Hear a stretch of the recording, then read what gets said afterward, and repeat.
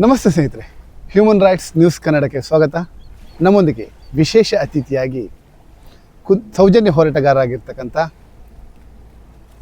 ಸುಧೀರ್ ಮಲ್ಯಾಡಿ ಅವ್ರನ್ನ ವಿಶೇಷವಾಗಿ ಕಾರ್ಯಕ್ರಮಕ್ಕೆ ಸ್ವಾಗತ ಮಾಡ್ತಾ ಇದ್ದೀನಿ. ನಿಮಗೆ ವಿಶೇಷವಾಗಿ ಕಾರ್ಯಕ್ರಮಕ್ಕೆ ಧನ್ಯವಾದ. ಸುಧೀರ್ ಅವರೇ, ನೀವು ಸೌಜನ್ಯ ಹೋರಾಟವನ್ನು ಬಹಳ ಒಂದು ಜನರನ್ನು ಸೇರಿಸಿ ಒಂದು ಲಕ್ಷಾಂತರ ಜನಕ್ಕೆ ಮುಟ್ಟುವಂತೆ ಕುಂದಾಪುರದ ಮನೆಯಲ್ಲಿ ಸೌಜನ್ಯನ ಮಾತಾಡುವ ರೀತಿಯಲ್ಲಿ ನೀವೊಂದು ಕಾರ್ಯಕ್ರಮವನ್ನು ಮಾಡಿದ್ರಿ. ಕುಂದಾಪುರದಲ್ಲಿ ಅಷ್ಟೊಂದು ದೊಡ್ಡ ಮಟ್ಟಕ್ಕೆ ತಲುಪಿತ್ತು. ಆ ಕಾರ್ಯಕ್ರಮ ನೋಡಿ ಈಗ ಇಡೀ ರಾಜ್ಯದಾದ್ಯಂತ ಜನ ಮನೆ ಮುಟ್ಟಿದೆ. ಈಗ ಕೆಲವರೆಲ್ಲ ಏನೇನೋ ಬಂದು ಮಾತಾಡೋದು, ಏನೇನೋ ಮಾಡ್ತಾ ಇದ್ದಾರೆ. ಈಗ ಪುನೀತ್ ಕೆರೆಹಳ್ಳಿ ಅನ್ನುವರು, ನಾನು ಹಿಂದೂ ಹೋರಾಟಗಾರ, ಹಿಂದೂ ಸಂಘಟನೆಗಾರ ಅದು ಅಂತ ಹೇಳಿ ಮಾಡ್ತಾ ಇದ್ದಾರೆ. ಅವರೀಗ ಮಹೇಶ್ ಶೆಟ್ಟಿ ತಿಮರೋಡಿ ಅಥವಾ ಸೌಜನ್ಯ ಹೋರಾಟಗಾರರ ಬಗ್ಗೆ ಒಂದು ಕೆಟ್ಟದಾಗಿ ರೀತಿಯಲ್ಲಿ ಕಮೆಂಟ್ ಮಾಡಿದ್ದಾರೆ. ಈ ಬಗ್ಗೆ ನೀವು ತಾವು ಹೇಳ್ತೀನಿ. ಪುನೀತ್ ಕೆರೆಗೆ ಸರಿಯಾಗಿ ಮಹೇಶ್ ಶೆಟ್ಟಿ ತಿಮ್ಮರೋಡಿಯ ತಾಕತ್ತು ಆ ಗತ್ತು ಅಲ್ಲ ಇವತ್ತಿನವರೆಗೆ ಗೊತ್ತಿಲ್ಲ ಇರಬೇಕು. ಯಾಕಂತ ಹೇಳಿದರೆ ಮಹೇಶ್ ಅಣ್ಣ ಯಾವಾಗ ಹಿಂದುತ್ವದ ಹೋರಾಟದಲ್ಲಿ ಕಾಣಿಸ್ಕೊಂಡವರು? ಮಹೇಶ್ ಅಣ್ಣ ಬಹಳ ಹಿಂದೆಯಿಂದ ಅವರು RSS, ಸಂಘ ಪರಿವಾರ, ಹಾಗೆ ಹಿಂದೂ ಜಾಗರಣ ವೇದಿಕೆ, ಹೀಗೆ ಹಲವಾರು ತನ್ನ ಸಂಘ ಸಂಸ್ಥೆಗಳಲ್ಲಿ ತನ್ನ ಜೀವವನ್ನು ಒತ್ತೆ ಇಟ್ಟು ಕೆಲಸ ಮಾಡಿದವರು. ಈಗಿನ ಹಾಗೆ ನಮ್ಮ ಆರಕ್ಷಕ ಠಾಣಾ ಅಧಿಕಾರಿಗಳಿಗೆ ಇನ್ಫಾರ್ಮ್ ಮಾಡಿ ದನಗಳನ್ನು ಹಿಡಿದು ಕೊಡುವಂತಹ ಪದ್ಧತಿಗಳು ಆಗಿರಲಿಲ್ಲ. ಆಗ ಸರ್ಕಾರದ ಇವಾಗ ಇರುವಂತಹ BJPಯ ತಾಕತ್ತು ಆಗ ಸಹ ಇರಲಿಲ್ಲ. ಯಾಕಂದರೆ ಆವಾಗ ಸರ್ಕಾರಗಳೇ ಬೇರೆ ಇತ್ತು. ಅಂತಹ ಸಂದರ್ಭದಲ್ಲಿ ಮಹೇಶಣ್ಣ ಗೋರಕ್ಷಣೆಯನ್ನು ಮಾಡಿದವರು. ಯಾವುದೇ ರೀತಿಯ ರಕ್ಷಣೆ ಮಹೇಶಣ್ಣಗೆ ಇಲ್ಲದೆ ಇದ್ದರೂ ಹಿಂದುತ್ವಕ್ಕೋಸ್ಕರ ಆವಾಗಲೇ ಗೋರಕ್ಷಣೆಯನ್ನು ಮಾಡಿದವರು. ಅದೆಷ್ಟೋ ದೇವಸ್ಥಾನಗಳನ್ನು ಜೀರ್ಣೋದ್ಧಾರ ಮಾಡಿದವರು.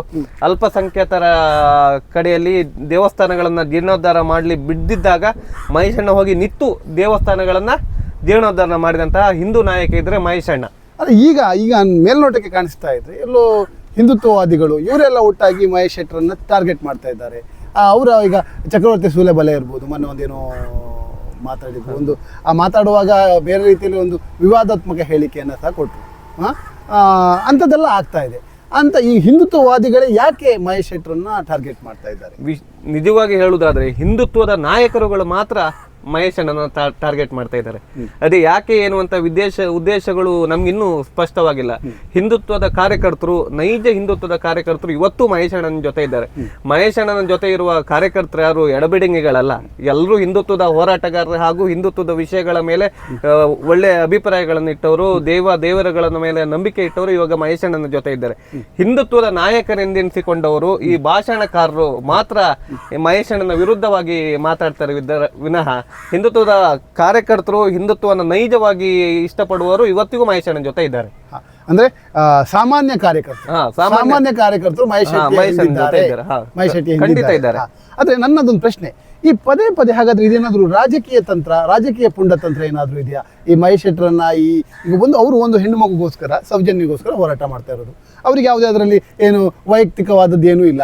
ಆ ಹೆಣ್ಣಿಗೆ ನ್ಯಾಯ ಕೊಡಿ, ನಾನು ಮಾತಾಡೋದಿಲ್ಲ ಅಂತ ಹೇಳ್ತಾ ಇದ್ದಾರೆ. ನ್ಯಾಯ ಸಿಗದಿದ್ದಕ್ಕೋಸ್ಕರ ಧ್ವನಿಯನ್ನು ಎತ್ತಾ ಇದ್ದಾರೆ. ಈ ಸಂದರ್ಭದಲ್ಲಿ ಅದು BJP ಅಥವಾ ಸಂಘ ಪರಿವಾರದವರು ಅಥವಾ ಯಾರು ಇವ್ರನ್ನ ಟಾರ್ಗೆಟ್ ಮಾಡ್ತಾ ಇದ್ದಾರೆ ಅಂತ ನನ್ನ ಪ್ರಕಾರ ಸಂಘ ಪರಿವಾರದ ದೊಡ್ಡ ನಾಯಕರು ಇವತ್ತಿಗೂ ಈ ವಿಷಯದ ಬಗ್ಗೆ ಮಾತಾಡ್ತಾ ಇಲ್ಲ. ಯಾಕೆಂದ್ರೆ ಅವರಿಗೆಲ್ಲ ಗೊತ್ತುಂಟು ಅಲ್ಲಿ ಏನು ನಡೀತಿದೆ, ಎಲ್ಲ ವಿಷಯಗಳು ಗೊತ್ತುಂಟು.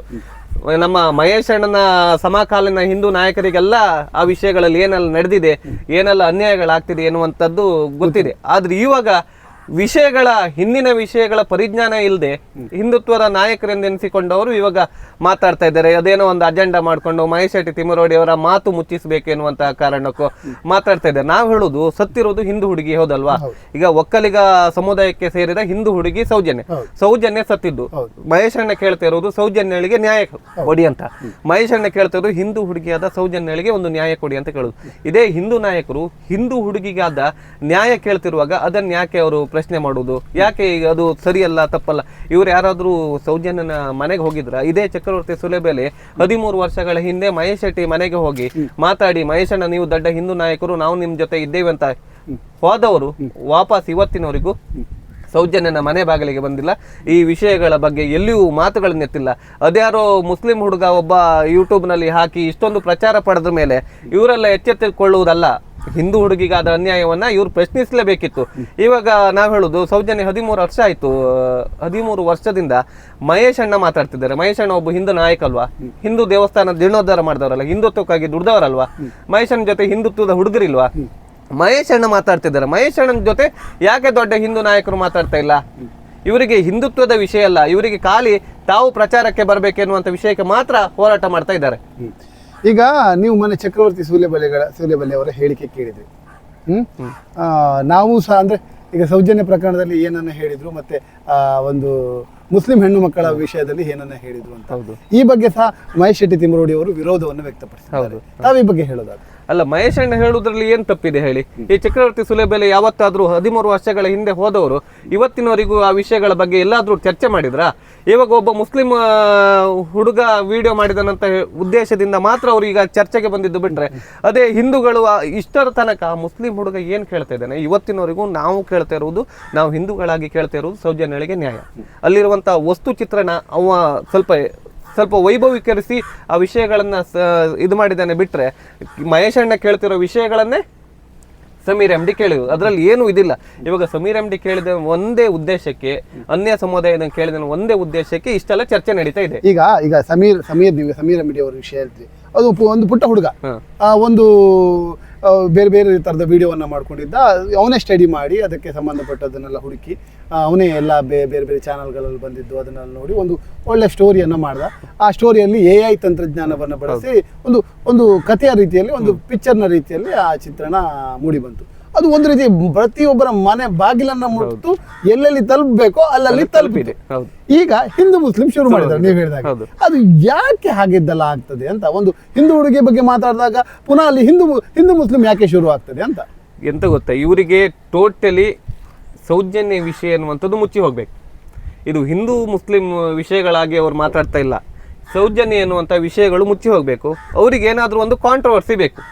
ಈ ವಿಷಯಗಳನ್ನ ಜನರಿಂದ ಈಗ ಹಿಂದೂ ಮುಸ್ಲಿಂ ತಂದು ಜನರನ್ನ ಡಿವೈಡ್ ಮಾಡಿ ಈ ವಿಷಯಗಳ ಮೇಲಿರುವ ಕಾನ್ಸಂಟ್ರೇಷನ್ ಅನ್ನ ಜನರಿಂದ ದಾರಿ ತಪ್ಪಿಸಬೇಕೆನ್ನುವಂತ ವಿಷಯಕ್ಕೆ ಈ ತರ ಎಲ್ಲ ಚರ್ಚೆ ಆಗ್ತಾ ಇದೆ ಬಿಟ್ರೆ, ಈಗ ಮುಸ್ಲಿಂ ಹುಡುಗ ಕೇಳಿದ್ದು ನ್ಯಾಯಕ್ಕೆ, ಹಿಂದೂ ನಾಯಕ ಮಹೇಶ್ ಅಣ್ಣ ಕೇಳ್ತಿರೋದು ನ್ಯಾಯಕ್ಕೆ, ಸೌಜನ್ಯ ಎನ್ನುವಂತ ಹುಡುಗಿಯ ನ್ಯಾಯಕ್ಕೆ, ಪದ್ಮಲತನ ನ್ಯಾಯಕ್ಕೆ, ವೇದವಲ್ಲಿಯ ನ್ಯಾಯಕ್ಕೆ, ಆನೆ ಮಾವುತನ ಕೊಲೆಯ ನ್ಯಾಯಕ್ಕೆ, ಹಾಗೆ ಹಿಂದೂ ದೇವಸ್ಥಾನ ಅನ್ಯರ ಪಾಲಾಗಿದೆ ಎನ್ನುವಂತ ಉದ್ದೇಶವನ್ನೇ ಮಹೇಶ್ ಅಣ್ಣ ಕೇಳಿದ್ದು. ಅದೇ ವಿಷಯನ ಆ ಹುಡುಗ ರಿಪೀಟ್ ಮಾಡಿ ಕೇಳಿದಾನೆ ವಿಷಯ ಬಿಟ್ರೆ ಮತ್ತೇನೂ ಇಲ್ಲ. ಇವರಿಗೆ ಇದು ದಿಕ್ಕು ತಪ್ಪಿಸ್ಬೇಕೆನ್ನುವಂಥದ್ದೇ ಒಂದು ಕಾರಣ ಅಷ್ಟೇ.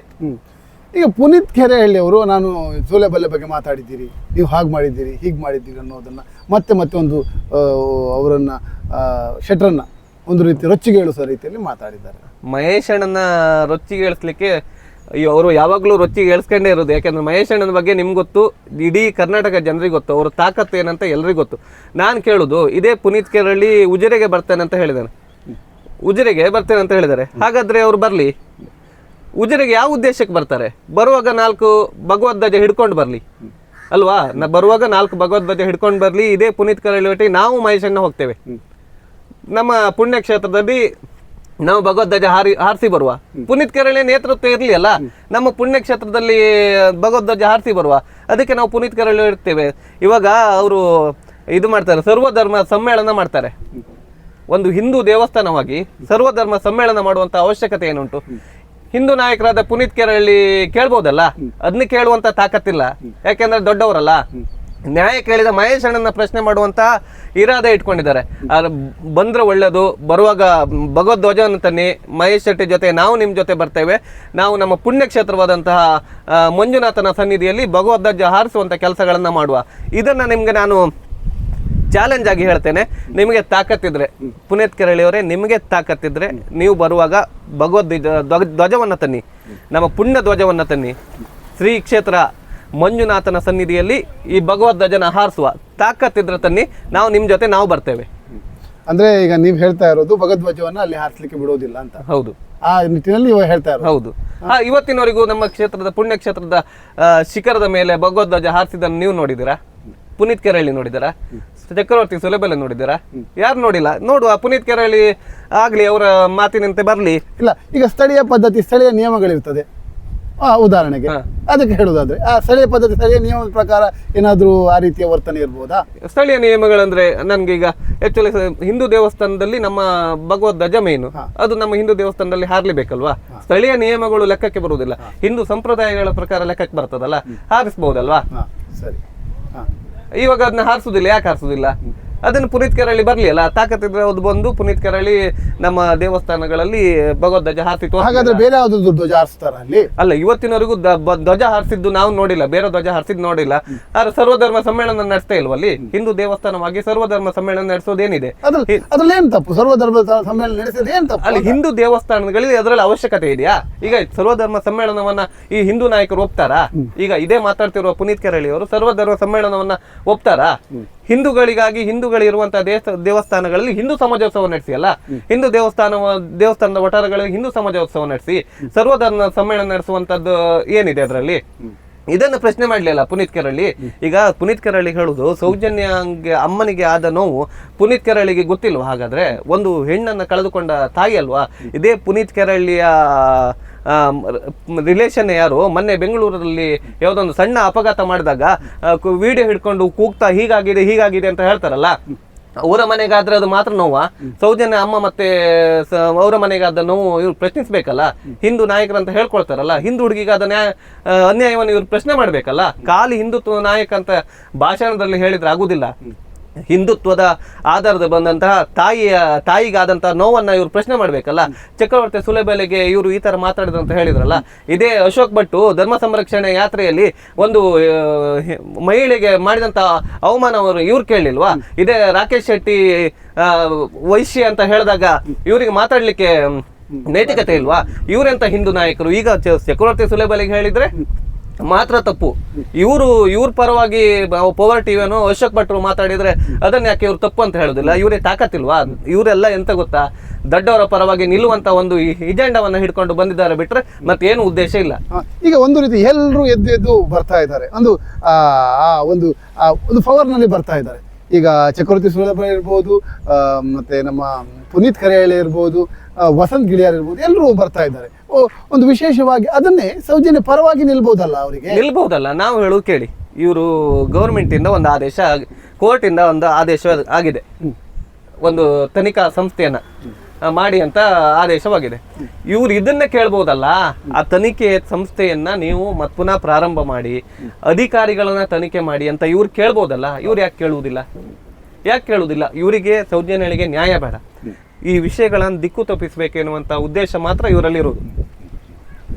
ಆಯ್ತು, ಸಾಕಷ್ಟು ಈ ವಿಚಾರದ ಬಗ್ಗೆ ಮಾತಾಡಿದ್ದೀರಿ, ಇನ್ನೂ ನಿಮ್ಮ ಹತ್ರ ಮಾತಾಡೋದಿದೆ. ಈಗ ನಮ್ಮ ಚಾನಲನ್ನು ಸಬ್ಸ್ಕ್ರೈಬ್ ಮಾಡಿ, ಸುಧೀರ್ ಮಲ್ಯಾಡಿ ಅವರು ಮಾತಾಡಿದ ವಿಚಾರಕ್ಕೆ ಸಂಬಂಧಪಟ್ಟು ಕಮೆಂಟ್ ಮಾಡಿ ನಿಮ್ಮ ಅಭಿಪ್ರಾಯಗಳನ್ನು ತಿಳಿಸಿ. ಆದಷ್ಟು ಬೇಗ ಸೌಜನ್ಯನಿಗೆ ನ್ಯಾಯ ಕೊಡಿಸುವಲ್ಲಿ ನಾವೆಲ್ಲ ಒಂದಾಗಿ ದುಡಿಯೋಣ ಅಂತ ಹೇಳ್ತಾ, ಇಷ್ಟೊತ್ತು ನಮ್ಮೊಂದಿಗೆ ಮಾತನಾಡಿದ ಸುಧೀರ್ ಮಲ್ಯಾಡಿ ಅವರಿಗೆ ವಿಶೇಷವಾದ ನಮಸ್ಕಾರಗಳು, ಧನ್ಯವಾದಗಳು. ಧನ್ಯವಾದ. ನಮಸ್ತೆ.